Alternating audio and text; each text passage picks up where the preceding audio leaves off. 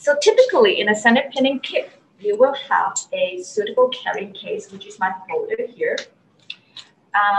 You have a micrometer to measure what the pin size originally in here. A center pin nipper, a brooch set, numbered correspondingly to the pin sizes, and the repinning tool. So as you can see, one side is to push the pin out. The other side is to push the pin back. Okay, so to demonstrate better for our audience here, I have a gigantic size oh, wow. pin here it's like a robot. to show you what we really are trying to talk or explain or demonstrate. So the center pin, which is this thing here. In this case, it's a hammer shank from an upright. So the center pin should be held very firmly by the bird's eye, which I'll show you later what it looks like. It should pivot inside the bushing, the green bushings here. And we should never ream the bird's eye.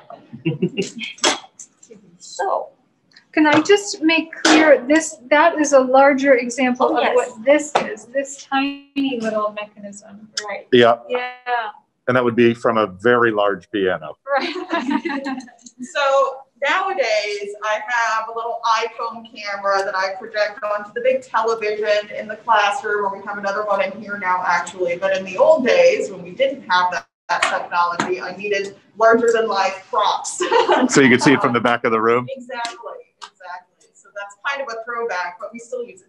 Yeah, and it's great for today, so thank you.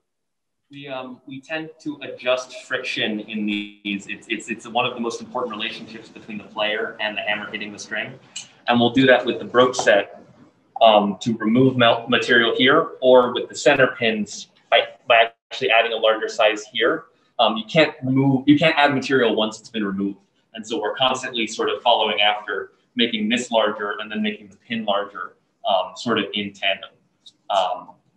We can come over here for a second. What are you working on, Maddie? Oh, I am working on rebushing keys. So keys, here, let me show you. These little red bushings or cloth in the middle of the key and here at the bottom and the front. And when they get worn down from age or playing, they get kind of smaller, more compressed to the side. And then that makes there like a wiggle room with the key, which players don't want. And so we rebush them. So we take out the bushings, so it's just an empty hole, and then we put in new ones. And so they're like that, and then we fit them on the key frame here, where all of these are, and make sure they're adjusted properly so that they work how they need to. Hi, everybody. I'm working on wire work today. So working with music wire, which is what we use to string all of our pianos, unless it's a bass string, which is actually wrapped in copper. So it's a steel piece of metal. And so we use different sizes of these to actually string the piano. And then in the bass section, we have what's similar, a steel core, but then we actually wrap around it with copper so that it has that extra amount of reverberation. But today, I'm actually not working on stringing this moment. I'm actually working on a couple different things that we need to do for repairs and for also just regulation. I have a couple things here. We have what is called just a coil with a becket right here. And this is what we have to put into the tuning pin to make sure that the string actually stays inside. And then it wraps around as the tuning pin moves. So that's what changes the pitch.